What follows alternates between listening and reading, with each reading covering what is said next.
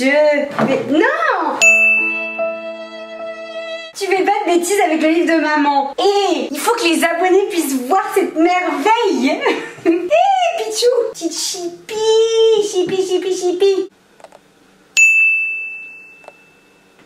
Ok, je me suis enflammée. Salut les petits chats, c'est JujuFit4, j'espère que vous allez bien. Aujourd'hui je vous retrouve dans une toute nouvelle vidéo YouTube pour vous parler de mon accouchement, pas comme les autres, puisque oui, j'ai accouché de mon premier bébé, mon tout premier livre de cuisine saine et gourmande. Ça a été beaucoup de travail, c'est un projet que je mène depuis très longtemps et que j'avais juste mais tellement hâte de vous partager, j'avais hâte que ce projet voit enfin le jour. Le but de cette vidéo, c'est tout simplement de répondre à un maximum de vos questions concernant mon livre de cuisine. Et le petit plus, les petits chats, c'est que pour vous remercier d'être toujours de plus en plus nombreux à suivre mes aventures, mes folies, mes nouveaux projets, j'ai décidé de vous dévoiler une recette sucrée pour les plus gourmands d'entre vous. Donc on va switcher entre mon bureau dans lequel je suis actuellement, dans la société JujuFit4, on travaille pieds nus les gars. Et en même temps, on se retrouvera également dans ma cuisine qui est effectivement la cuisine de mon propre appartement. Alors c'est parti. Alors par contre dans cette position j'ai tout mon bidou qui s'écrase. En même temps est-ce que c'est vraiment la position ou est-ce que j'ai un peu trop abusé du chocolat ces derniers temps? Je ne sais pas vraiment. Et pour la recette du livre que j'ai décidé de vous proposer en avant-première, il s'agit d'une recette qui a très certainement bercé votre enfance, votre adolescence et peut-être même qu'elle vous berce encore aujourd'hui puisqu'il s'agit d'une mousse au chocolat à base de patates douces. Et là, vous allez très certainement vous dire mais cette meuf a complètement pété un câble, à quel moment on met de la patate douce dans une mousse au chocolat? Je vous promets les petits chats que vous allez vous régaler. Et je vais d'ailleurs tout de suite vous la dévoiler. Donc pour cette recette vous aurez besoin de 220 g de patates douces, de 65 g de chocolat noir à 70% minimum, de 150 ml de lait de coco, de 50 ml de crème de coco, de 15 g de stevia, d'une cuillère à café de cannelle, d'arôme de vanille et d'un peu de noix de coco râpée. Première question, Kylian qui nous demande est-ce que tu as essayé toutes les recettes de ton livre? La réponse est oui, j'ai testé absolument toutes les recettes de mon bouquin. Premièrement parce que pour moi c'est inenvisageable de vous proposer un livre de cuisine où je n'ai pas testé les recettes parce que sinon il y a comme qui dirait pas mal de chances que les recettes soient dégueulasses. Ce que j'ai fait c'est que j'ai organisé des sortes de soirées dégustation. Donc on était à peu près une dizaine de potes incluant mon petit Bibao qui a fortement participé à ces soirées tests. Je cuisinais environ une quinzaine de recettes et à l'issue de la journée quand les recettes étaient toutes prêtes, on se retrouvait le soir à table et là on se mettait à tester chaque recette. Et en fait j'avais préparé des petits documents Word sur lesquels il y avait écrit le titre de la recette, la note que mes potes allaient donner à la recette et ensuite un petit commentaire pour pouvoir améliorer la recette, dire ce qu'on a plus ou moins aimé dans la recette. Et en fait ça m'a permis parfois de valider certaines recettes du premier coup parce que ouais je suis un peu un as de la cuisine. Par contre les gars, il y a des recettes, je les ai refait au moins 10 fois avant d'avoir la bonne recette. Et pour vous donner un exemple, dans mon livre de cuisine, j'ai créé une recette de gnocchi à base de patates douces. Et cette recette, avant de la réussir, je l'ai refaite une bonne quinzaine de fois. La première fois qu'on a testé cette recette, c'était du béton. Et c'est pour ça que c'est vraiment important, selon moi en tout cas,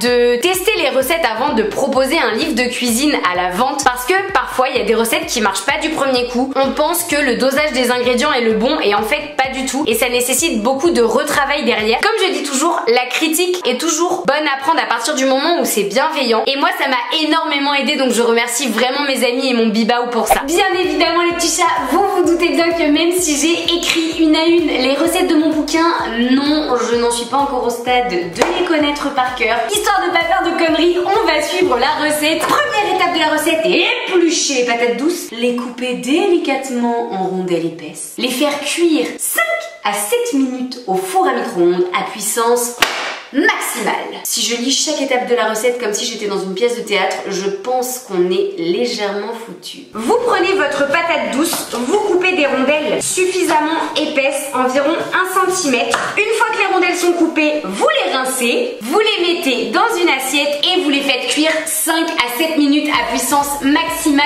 au micro-ondes. Si j'ai choisi une cuisson au micro-ondes, c'est tout simplement parce que c'est une façon très rapide de faire cuire la patate douce. Le but de ce livre, c'était avant tout de vous faire des recettes qui soient saines et gourmandes, mais aussi qui soient suffisamment rapides pour que vous puissiez les préparer à n'importe quel moment de la journée et vous régaler avec. L'idée, c'était aussi que certains d'entre vous n'ont pas forcément de four à disposition à la maison, je pense notamment aux étudiants. Deuxième question qui nous vient de Laura, est-ce que les recettes sont uniquement à base de patates douces? Oui, effectivement, comme le laisse sous-entendre le titre de mon livre, à savoir 50 nuances de patates douces. Pour la petite aparté, non, il ne se passe pas des choses bizarres entre les patates douces qui apparaissent à l'intérieur de mon livre. Mais oui, effectivement, toutes les recettes de mon livre sont à base de patates douces. Depuis 2 ans que je suis sur YouTube, tout le monde me dit tout le temps, mais pourquoi Juju, tu ne nous proposes pas de recettes à base de patates douces? Quand est-ce que tu vas nous pondre une recette à base de patates douces? Eh bien, vous l'avez juste ici la réponse, les petits chats. J'avais envie que mon premier livre de cuisine soit vraiment à mon image, c'est-à-dire un livre de cuisine qui contient des recettes qui contiennent dans chacune d'elles de la patate douce. Et pour tout vous dire, quand j'ai fait les soirées dégustation dont je vous ai parlé un peu plus tôt dans la vidéo, j'avais des potes à moi qui n'aiment pas du tout la patate douce. Même ma propre mère, non mais vous vous rendez compte, n'aime pas la patate douce. Et du coup, je me suis dit, ok, mon défi, ça va être de réussir à faire en sorte que des personnes qui n'aiment pas la patate douce se mettent à adorer ça. Et c'est un défi que j'ai réussi à relever auprès de mes proches en tout cas, parce que mes amis qui n'aimaient pas ça et même ma mère qui n'aimait pas ça en raffole aujourd'hui. Alors vous allez me dire, ouais, enfin Juju, c'est peut-être parce que c'est ta mère et elle a pas envie de te vexer. Là où il faut que vous soyez vraiment rassurés, les petits chats, sur toutes les recettes du bouquin, il y en a, allez, je dirais environ la moitié, voire même peut-être un peu plus, où vous êtes incapable de deviner qu'il y a de la patate douce dedans. Faites-moi confiance, pour les personnes qui se disent qu'elles vont peut-être pas pouvoir utiliser les recettes de mon livre parce qu'elles n'aiment pas la patate douce, vous n'allez pas être déçus et vous allez vraiment, je suis même prête à le parier, vous mettre à aimer la patate douce. Anna qui demande sur quel site vous pouvez commander mon livre. Absolument partout. Vous pouvez le commander sur la Fnac, d'ailleurs je vous mets le lien en description. Vous pouvez également le commander sur Amazon, vous pouvez le commander sur Cultura, mais vous pouvez aussi l'acheter partout. Il se trouve dans toutes les librairies, dans toutes les Fnac, dans toutes les grandes surfaces près de chez vous. Ma tête, vous allez la voir sous toutes les peintures. Partout où vous allez bouger en France, vous allez voir ma tronche affichée, vous allez en avoir ras-le-bol. Mais je vous avoue que moi ça me fait plaisir. Une fois que vos rondelles de patates douces sont prêtes, les petits chats, et que vous constatez que la patate douce est vraiment bien cuite, première étape, on va venir enlever bien évidemment la peau qui se trouve autour de la rondelle de patate. Alors pourquoi je n'ai pas enlevé la peau avant? Tout simplement parce que j'ai remarqué une chose à force de faire cuire mes patates douces au micro-ondes, c'est que la patate douce cuit beaucoup mieux lorsque la peau reste autour. Et là, comme je vous disais, on en pèse 220 grammes. Du coup, moi je prends ma patate douce, je la coupe en petits morceaux pour que ce soit plus facile à mixer. C'est tellement chaud. Surtout, pensez bien à peser la patate douce une fois qu'elle est cuite. Les 220 grammes, c'est vraiment 220 grammes de patate douce cuite. Mais c'est chaud! Ok, Thomas qui demande combien il y a de recettes dans mon livre. Le titre est censé vous donner le nombre de recettes de ce livre. Ce livre s'intitule 50 nuances de patates douces. Donc vous avez exactement 50 recettes dans ce livre. Et le petit plus, les petits chats, c'est que pour chacune des 50 recettes de ce livre, j'ai calculé le profil nutritionnel. C'est-à-dire que pour chaque recette, vous avez le total calorique. Si c'est une recette pour une personne, vous avez le total calorique global. Par contre, si c'est une recette pour plusieurs personnes, vous avez le total calorique par portion de la recette. Vous avez également le grammage en protéines, en lipides et en glucides. Et vous avez également la teneur en sucre, en acides gras saturés et en fibres pour chaque recette. Mélissa qui demande à quel prix est le livre. Il est à 13,90 €. L'idée, c'était vraiment de mettre ce livre à un prix abordable pour que vous puissiez tous et toutes vous le procurer, l'avoir à la maison et vous faire plaisir avec mes recettes. Chazman qui nous demande est-ce que ça parle de cul? Quand je vous disais que mes abonnés se disent que parce que j'ai appelé mon livre 50 nuances de patates douces, ça va parler de boules. À moins que vous ne considériez que tremper des frites de patates douces dans de la sauce ketchup ou dans de la sauce blanche, ce soit quelque peu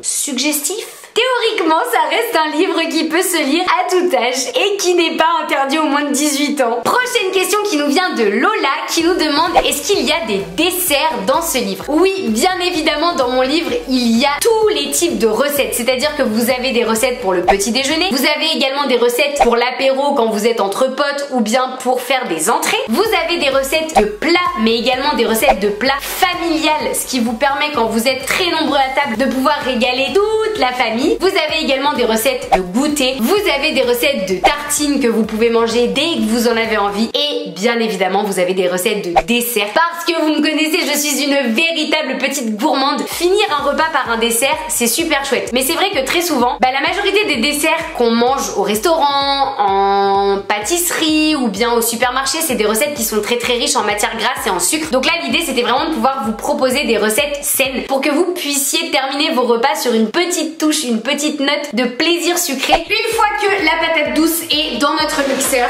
on prend le lait de coco, on en ajoute 150 ml et ensuite on ajoute nos 50 ml de crème de coco. Ensuite, on peut déjà ajouter la stevia. La stevia, c'était 15 grammes, il me semble. Je vais ajouter de l'arôme de vanille. Alors normalement, ce sont des gousses de vanille que j'ajoute dans la recette, mais là, j'en avais plus à la maison. Du coup, on met l'arôme de vanille, ça fera l'affaire. Et enfin, on ajoute la belle cuillère à café de cannelle. Et là, on va pouvoir faire une première étape de mixage.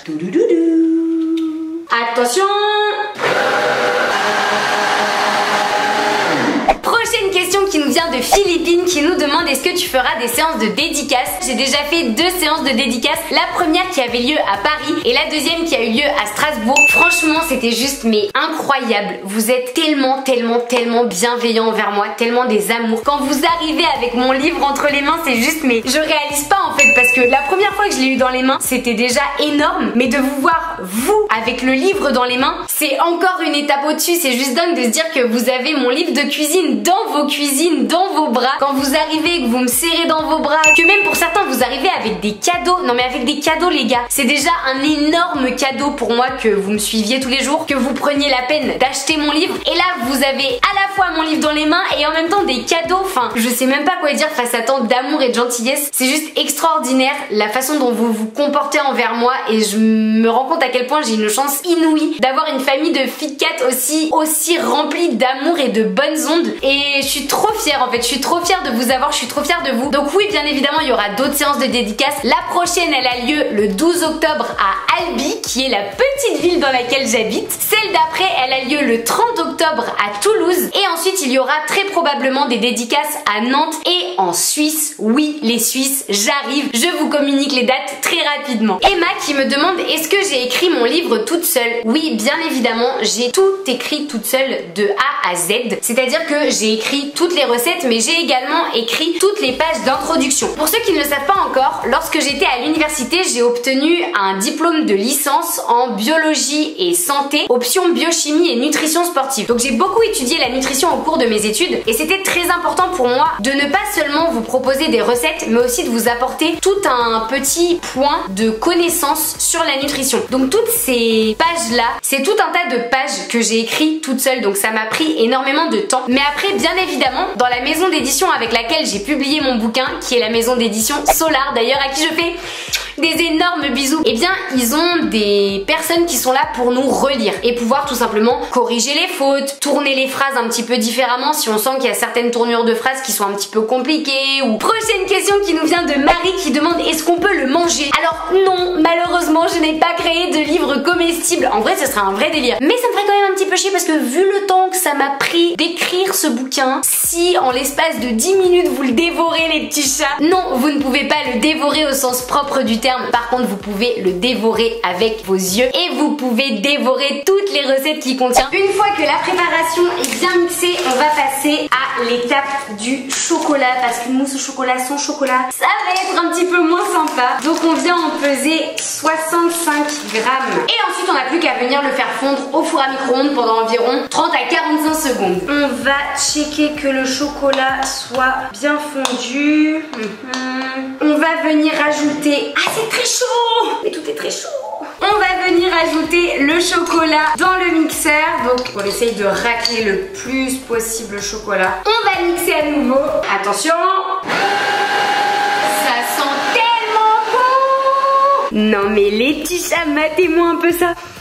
Oh, et si vous aviez l'odeur, mais c'est tellement la folie. Prochaine question qui nous vient de Pauline qui demande pourquoi as-tu voulu sortir un livre? À l'heure actuelle, on vit littéralement plongé dans le numérique. Et moi, je suis une fille très vieille école, c'est-à-dire que j'aime les choses qu'on peut toucher, qu'on peut tenir dans nos mains, qu'on peut tenir dans nos bras. Je commande jamais en ligne, je vais toujours en magasin quand j'ai besoin de faire une course, quand j'ai besoin d'acheter quelque chose, parce que j'ai besoin de voir les choses, j'ai besoin de les sentir, j'ai besoin de pouvoir les toucher, etc. Pouvoir me dire que j'ai sorti un livre de cuisine, que les gens peuvent avoir chez eux, peuvent emmener partout où ils vont, peuvent offrir à quelqu'un, c'est incroyable. Et je me dis en fait, même le jour où je serai plus là, mon livre de cuisine il sera encore là, il perdurera et peut-être qu'il passera de mère en fille, de grand-mère en petite fille, je sais pas, mais c'est juste énorme de me dire que ce livre de cuisine là il va être là pendant des centaines d'années. Ouais, je m'enflamme, ouais. Mais je m'en fous, je suis sûre que mon livre de recettes perdurera pendant des centaines d'années. Je prends les paris les gars. Et j'avais aussi envie de pouvoir vous partager, comme je vous dis, mes connaissances en nutrition, mes recettes, parce que j'adore créer des recettes, j'adore me dire que vous pouvez manger des recettes qui soient gourmandes, mais qui soient saines, qui soient bonnes pour votre santé. C'était vraiment quelque chose qui me tenait à cœur, vraiment quelque chose que j'avais envie de faire depuis très longtemps. Bien avant même d'être sur YouTube, je cuisine des recettes depuis déjà 4-5 ans peut-être, depuis que j'ai eu mes soucis par rapport à l'anorexie. C'était un besoin que j'avais de vous sortir ce livre-là et j'en suis très fière. C'est le projet de ma vie à l'heure actuelle. Je sais, j'ai 24 ans, bientôt 25, soit dit en passant, hein. On arrive au quart de siècle, ça fait chier.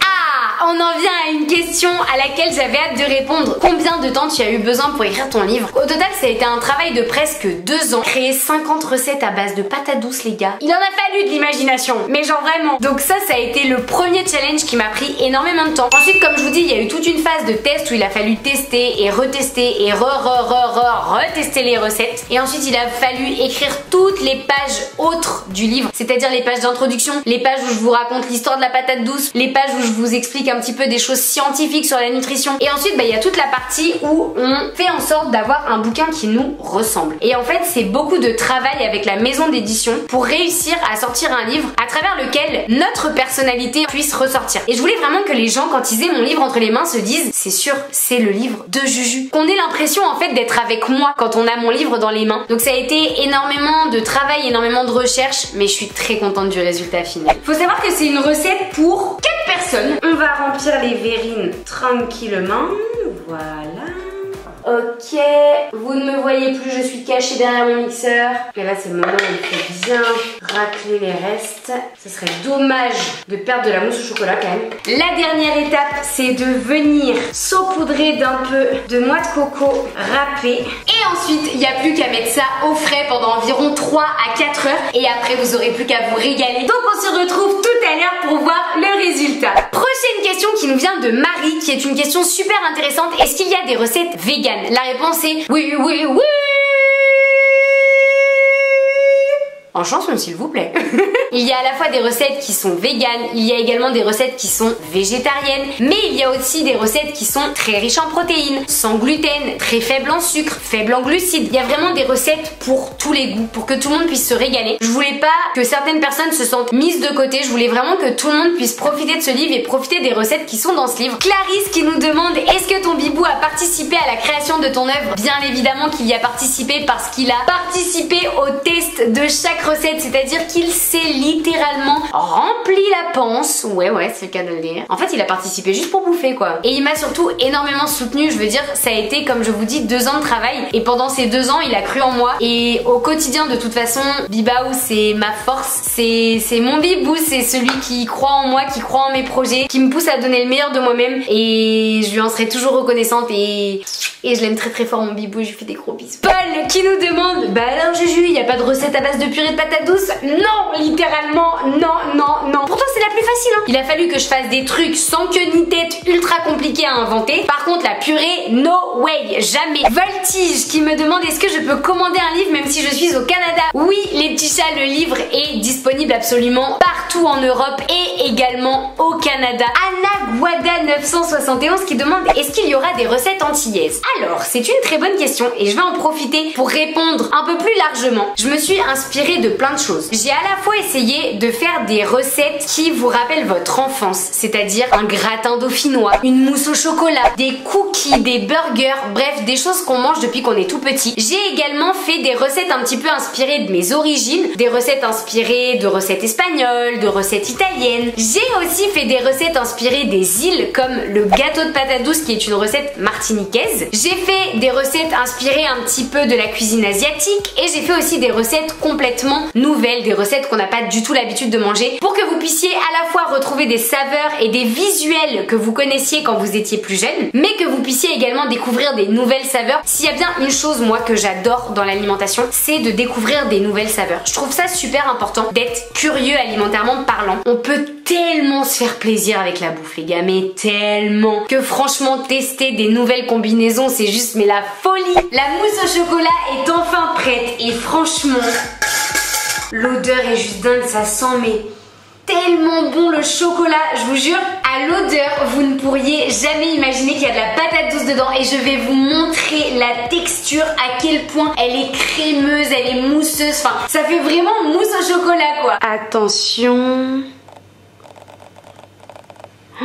Oh là là, l'intérieur de la mousse, elle est parfaite. Bibao, tu viens goûter? Ah oui. On fait comme les enfants, attention.